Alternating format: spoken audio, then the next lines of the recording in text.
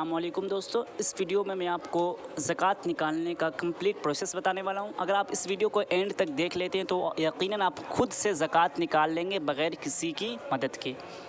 तो चलिए दोस्तों, वीडियो शुरू करते हैं। ये वीडियो बिल्कुल ईजी टू अंडरस्टैंड है, हर कोई समझ सकता है। समझने में किसी तरह भी कोई प्रॉब्लम्स का सामना नहीं करना पड़ेगा। सबसे पहले आपको ये पता होना चाहिए कि ज़कात इस्लाम में फ़र्ज़ है। उन तमाम लोगों पर फ़र्ज़ है जो मालिक निसाब है। मालिक निसाब वो शख्स है जिनके पास 7.5 तोला सोना या 52 तोला चांदी या उसके बराबर की रकम, कुल रकम मौजूद हो, वो तमाम लोग मालिक निसाब कहलाते हैं। अब ज़कात निकालने का तरीक़ा ये है कि सबसे पहले आप ये काउंट करेंगे, एक कॉपी और पेन ले लें। ये काउंट करें कि आपके घर में कितना सोना है। अगर आपके पास सोना है तो, वरना इसको स्किप कर दें, छोड़ दें। आप काउंट करेंगे या फिर वो सोना इस्तेमाल किया जाता हो या फिर आपने कहीं रखा हो। अगर आपके पास सोना है तो आप उसको काउंट करें, या फिर इस्तेमाल किया जाता हो या फिर ना किया जाता हो, मगर आपको उसकी कीमत को पता लगाना ज़रूरी है। मिसाल के तौर पर आपके पास 1 kg, 4 kg, 2 kg जितने भी सोने हैं आपके पास, अगर आप उसको प्रेजेंट टाइम में बिक्री कर रहे हैं इस समय, तो आपको मार्केट में क्या कीमत दी जा रही है उसको यहाँ पर नोट डाउन करना है। मिसाल के तौर पर आपके पास 2 kg, 4 kg सोना है, मार्केट में अगर आप बिक्री कर रहे हैं या किसी से रेट लगा रहे हैं, पता लगा रहे हैं, तो आपको फलां ने कुछ कीमत बताई, तो उस कीमत को आपको यहाँ पर लिखना है, तमाम सोने की कीमत को जो आपके पास है। उसके बाद आपको चांदी आपके पास कितना है, अगर है तो कितना है, इस्तेमाल किया जाता हो या फिर ना इस्तेमाल किया जाता हो, कितना चांदी के मालिक है आप उसको पता लगाएंगे। उन तमाम चांदी की कीमत को आप पता लगाएंगे। यानी आपके पास अगर 4 kg चांदी, अगर आप प्रेजेंट टाइम में इस समय आप बिक्री कर रहे हैं मार्केट में, या उसका रेट पता लगाएं कितनी कीमत आपको दी जा रही है, तो उस कीमत को आप यहाँ पर नोट डाउन करेंगे, यानी लिखेंगे कि आपको कितनी कीमत मिल रही है तमाम चांदी की।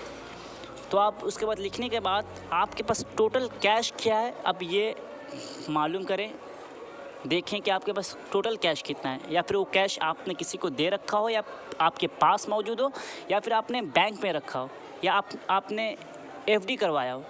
कुछ भी आप, मतलब टोटल कैश आपके पास कितना है, कहीं भी आपने रखा हो, उसको काउंट करके आप यहाँ पर लिखेंगे।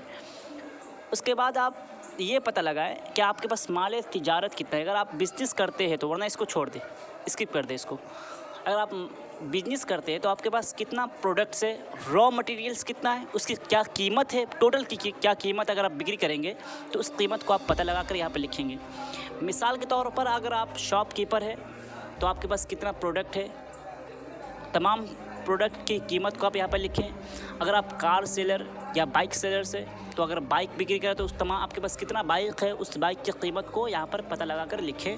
काउंट कर ले कि आपके पास कितना बाइक है, उसकी क्या कीमत है, उसको भी यहाँ पर नोट डाउन करेंगे, लिखेंगे। आप अगर बिजनेस करते हैं तो, वरना फिर इसको स्किप कर दें। अब आपने पता लगा लिया, उसके बाद आप तमाम की कीमत को प्लस करेंगे, ऐड करेंगे। मिसाल के तौर पर आपके पास 1 लाख का सोना है, यानी 1 लाख तक का सोना है आपके पास टोटल, आपने अगर काउंट किया तो मिसाल के तौर पर आपके पास 1 लाख का सोना है, 1 लाख का चांदी है, और 2 लाख आपके पास कैश है टोटल। और आपके पास माल तिजारत, यानी आप बिज़नेस करते हैं तो आपके पास तमाम माल को मिलाकर, प्रोडक्ट को मिलाकर आपके पास 3 लाख 20 आपके पास हुए। तो आप इन तमाम को ऐड करेंगे, 1 लाख प्लस 1 लाख, 2 लाख प्लस 3 लाख, तो टोटल 7 लाख रुपीज़ आपके पास हुए।